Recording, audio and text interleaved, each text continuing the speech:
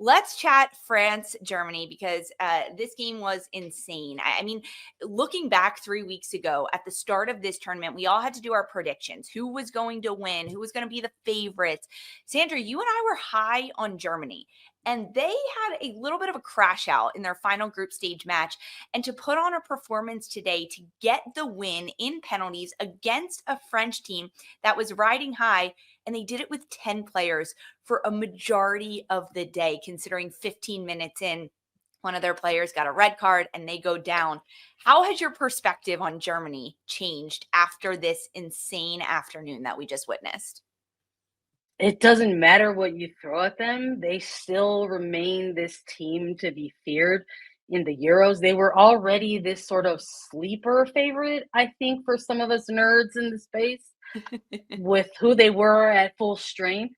But then they started getting hit with all of these different obstacles along the way. And whether it was losing their team captain and Vin to an MCL, then red cards to Whamser, who they rallied around in that position, to sort of rallying a back line by committee, to getting to this quarterfinal and needing to have a massive, massive performance. To Linder getting hurt in the opening 10 minutes as well, going down It and having doesn't to be subbed out. That was their and fourth outside back they had to go through throughout this game. doesn't matter apparently, Lisa. It doesn't matter to this Germany team. It's ridiculous to think about how they've had to navigate this Euros. It has been entirely full of blemishes when you keep rattling off of these things, and yet they have locked in to find a way through. And as you get further and further in the tournament like this,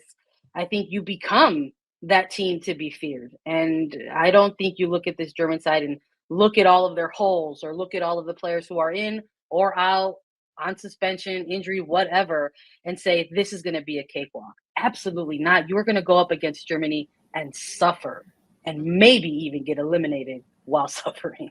I absolutely agree with you. Sorry, Lisa, I didn't mean to cut you off, but you know what? At the end of the day, I did rank Germany high in the Euros before this tournament started. So my prediction was that they got third.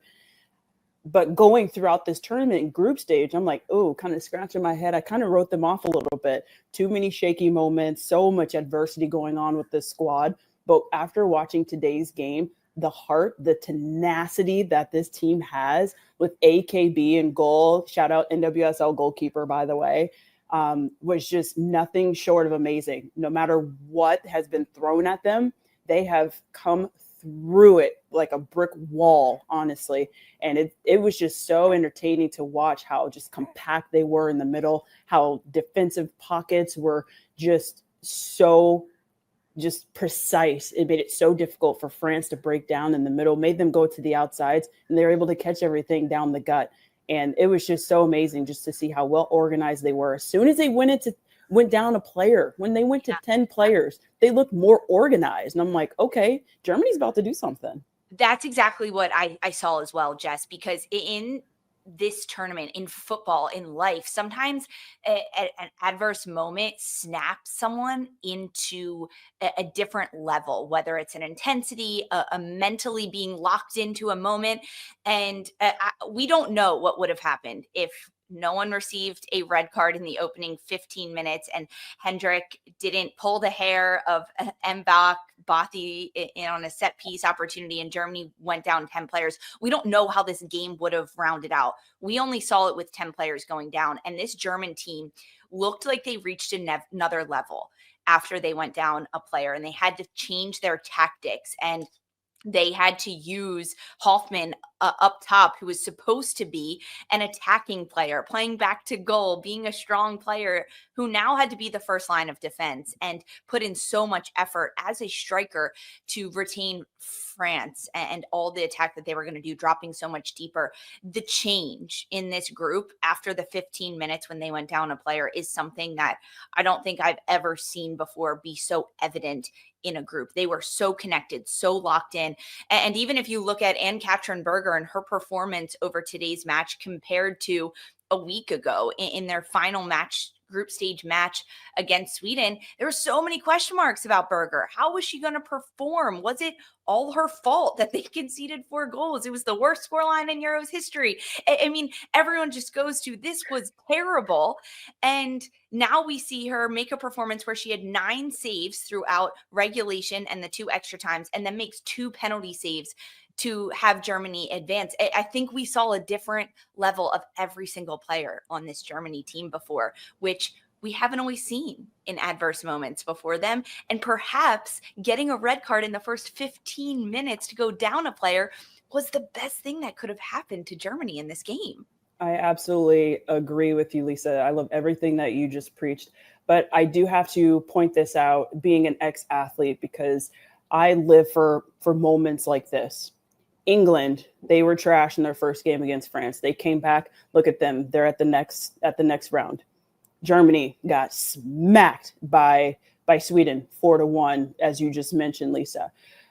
Kids, young people, if you want to be a professional athlete, if you want to represent your country, if you want to play at a high level, if you want to play in college, even in high school, know that you're going to lose. Know that you're going to fail. It's how you bounce back from those type of adversity moments is what's going to define you as a player, as a character, as your character, as a team, as a squad, because it's that bounce back is what really matters. And look where Germany's at. They're at the next round after today. So I absolutely love it. And those are the type of games, those are the type of tournaments that I'm here for. And those are the underdogs that I love going for as well. I had England winning it all. I had Germany in third with my predictions. I'm just throwing that out there because of the fight that they have in them. The fight does not end no matter how badly you lose. You come back, you bounce back, you learn from it, and you get better. And that's exactly what happened with Germany. That's exactly what's happened with England as well. This game, Jess, I want a little bit more player perspective from you, because by the end of the 90 minutes, there was 40 fouls called in this game. What? That's insane. And it wasn't poor refereeing by any means. It was a very aggressive game. Did you expect to see that from France and Germany?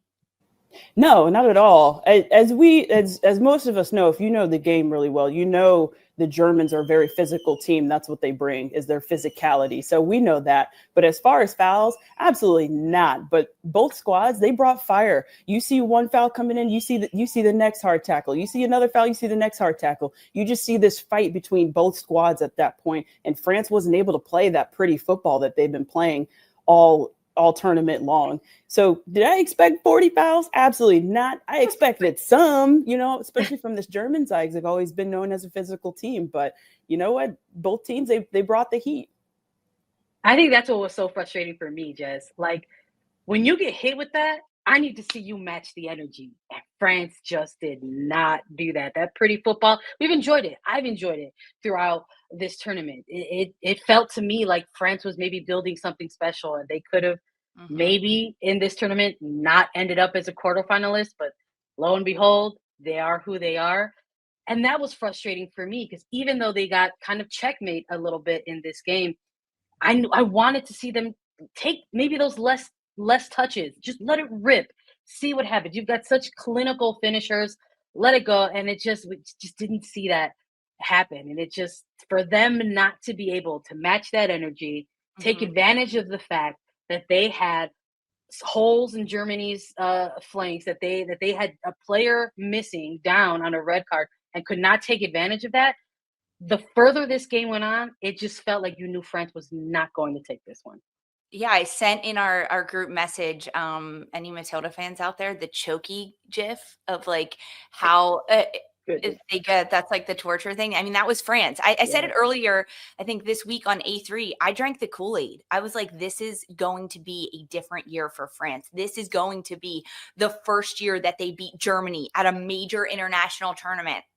Wrong. This is going to be the year that France advances not only to a semifinal, but to a final. This is going to be the year that France lifts the title. I was bought in on this group because of how well they did during their group stage, how they smacked England, how they looked like a very creative group that didn't need to get pushed around, that wasn't going to get pushed around.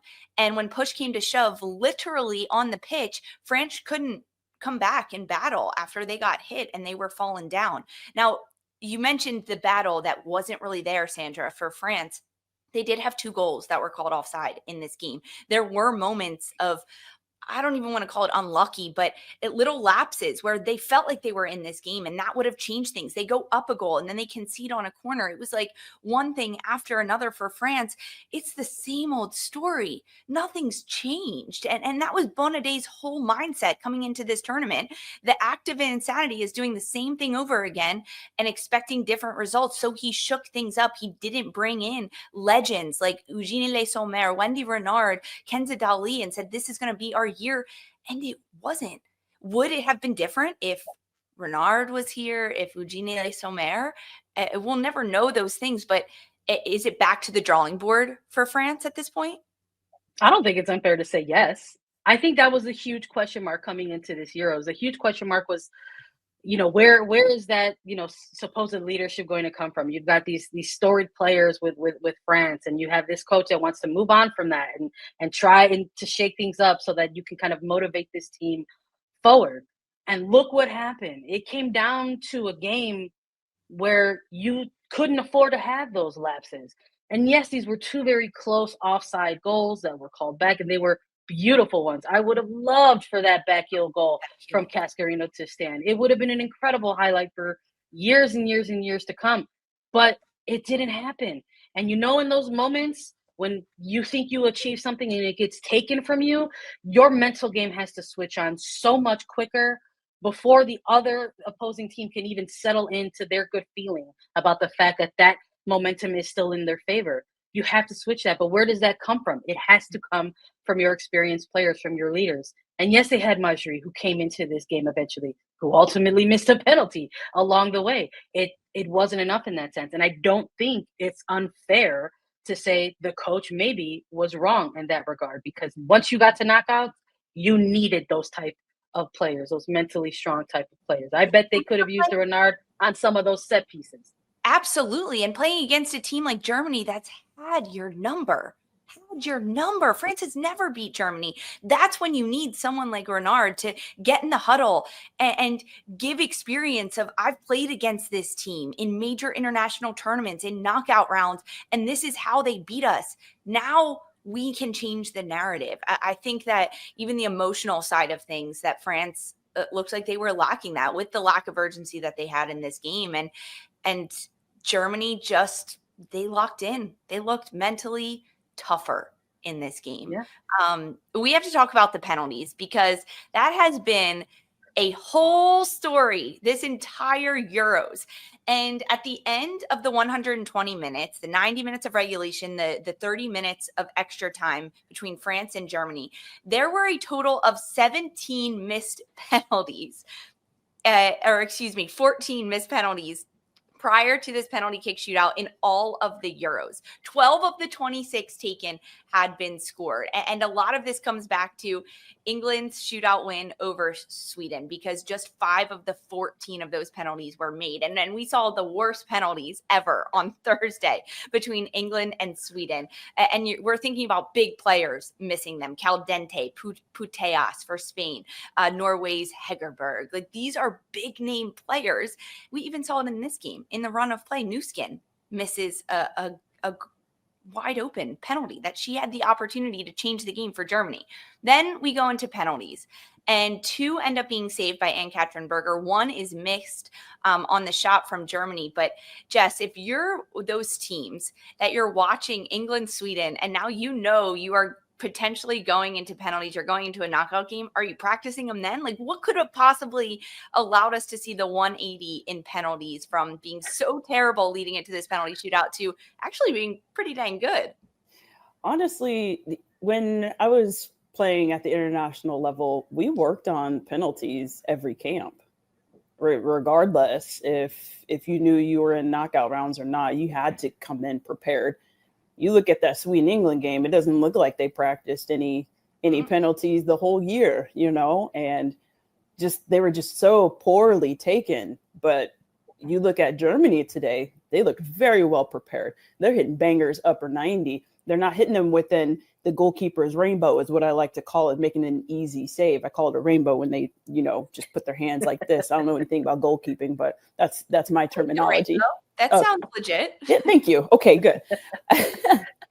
But you know what? At the end of the day, you have to come into these major tournaments prepared for, the worst, which is going into penalties, because that's exactly how you have to prepare going in, is being top notch. You have to pick your top 5 players. Okay, who's number 6? I love that AKB came and took one today. Very Alyssa Nair-esque. I love seeing a keeper just smashing in the back of the net. She came in composed. She knew exactly where she was going to hit it. And that's exactly how you need to approach your penalties going into these major tournaments. And Germany showed up and showed out today.